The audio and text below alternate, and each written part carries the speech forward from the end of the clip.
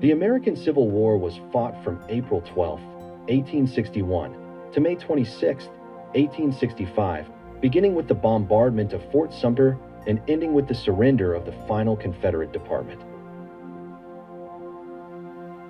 The primary cause of the American Civil War was the deep-seated conflict over the institution of slavery, specifically its expansion into Western territories and its central role in the Southern economy and society.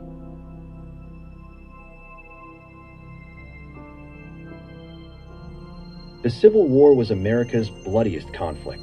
The unprecedented violence of battles such as Shiloh, Antietam, Stones River, and Gettysburg shocked citizens and international observers alike. Nearly as many men died in captivity during the Civil War as were killed in the whole of the Vietnam War. Hundreds of thousands died of disease. Roughly 2% of the population, an estimated 620,000 men, lost their lives in the line of duty. Taken as a percentage of today's population, the toll would have risen as high as 6 million souls. This documentary video tells the story of 3 days of the American Civil War, the Battle of Gettysburg, and specifically focuses on the second day of the battle at Little Round Top. The Battle of Gettysburg was a major turning point in the American Civil War, fought from July 1st to July 3rd, 1863, in and around the town of Gettysburg, Pennsylvania. The battle resulted in a decisive Union victory, stopping Confederate General Robert E. Lee's ambitious second invasion of the North and forcing his battered army of Northern Virginia into a permanent defensive posture. With more than 50,000 combined casualties, it stands as the bloodiest single battle ever fought on North American soil. Day 2, July 2nd, 1863. Armed with the high ground, the Union Army established a defensive line shaped like a fishhook. In the American Civil War, being armed with the high ground provided a decisive tactical, psychological, and technological advantage that frequently dictated the outcome of major battles.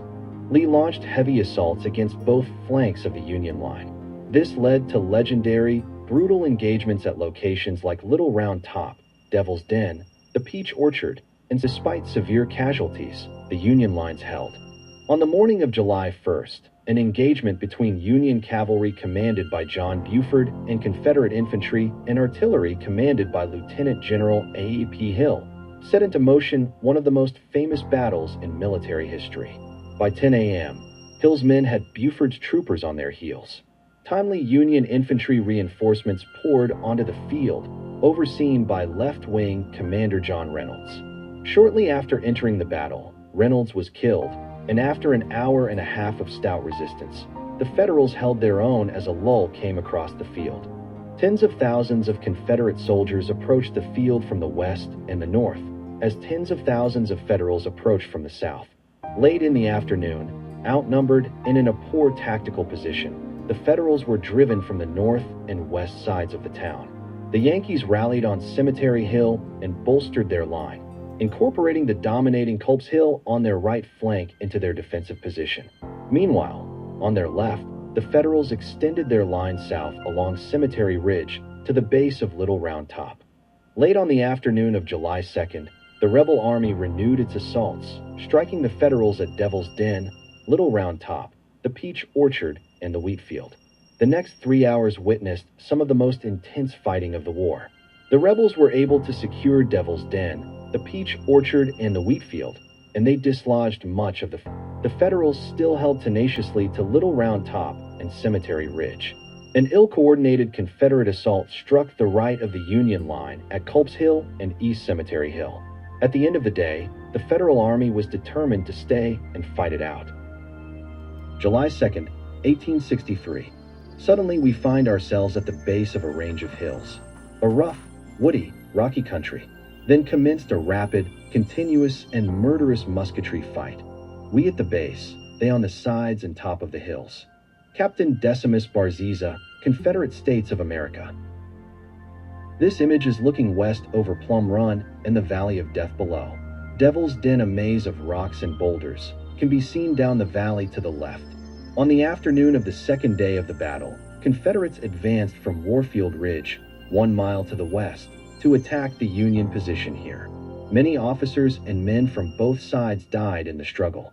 Confederate troops seized Devil's Den and Houck's Ridge, but Union forces were able to hold the strategic high ground on Little Round Top.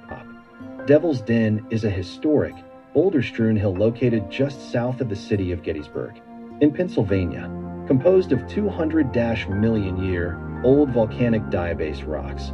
This rugged landmark became the backdrop for some of the most intense, chaotic, and brutal infantry combat during the second day of the Battle of Gettysburg on July 2, 1863. Geology was important in the outcome of the Battle of Gettysburg in many ways. Union troops positioned themselves along the ridges and hills, which provided excellent vantage points. In turn, Confederate troops moved across the cleared valleys and lowlands in an effort to drive the Union troops off Cemetery Ridge, Culp's Hill, Little Round Top, and Big Round Top. The boulders scattered across the landscape, and also the rocks of Devil's Den, provided cover and strategic defensive positions for the Union soldiers. Thin soil on many of the sides and tops of hills also made it almost impossible for Union soldiers to entrench themselves. The resistant bedrock was so close to the surface on these hills that the troops were unable to dig in. They had to rely on existing stone walls, scattered boulders, and outcrops of rock for protection. On July 2, 1863, the 4th New York Independent Battery, a Union light artillery unit commanded by Captain James Smith, were positioned on Houck's Ridge overlooking Devil's Den, with 6 Napoleon smoothbore cannons. He used the hill to counterfire on Confederate artillery prior to McLaws' assault.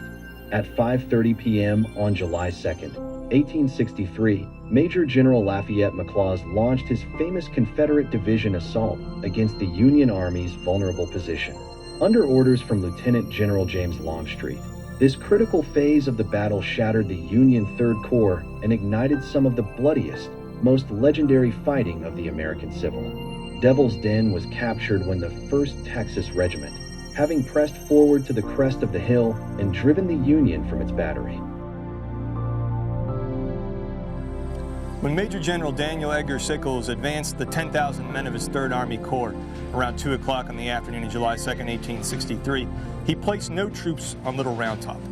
The closest troops he positioned were at Devil's Den at the base of Little Round Top and ran due north along a ridge called Houck's Ridge. And these were men from Indiana, New York, Maine, and Pennsylvania. And for the better part of 2 hours that afternoon, they put up a brutal fight for control of that rocky pile of boulders. But ultimately, Confederates from Georgia, Texas, and Alabama would wrestle control of Devil's Den from its Union defenders. General Daniel Sickles only had 10,000 men in the 3rd Army Corps, not nearly enough to properly defend the new battle line he took up on the afternoon of July 2, 1863. Nowhere on the battlefield demonstrates that better than the 26-acre wheat field of Farmer John Rose, where we're standing right now. Sickles initially places only 1,600 men, commanded by Colonel Philippe Regis de Chateaubriand, in the wheat field itself. And over the course of the next 2.5 hours, Confederates would assault this position from the south, southwest, and directly from the west. And Union troops from 3 different corps would be rushed to this threatened point of the battlefield. After 2.5 hours of brutal fighting, over 6,000 men lay dead, wounded, dying, missing, captured within this relatively small area of the battlefield. And despite the dogged resistance of these Union defenders, Confederates ultimately drove them back and captured the wheat field itself.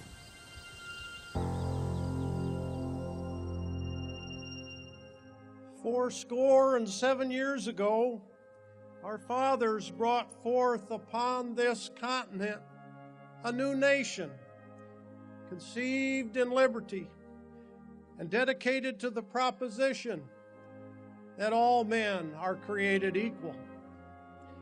Now we are engaged in a great civil war, testing whether that nation or any nation so conceived and so dedicated can long endure.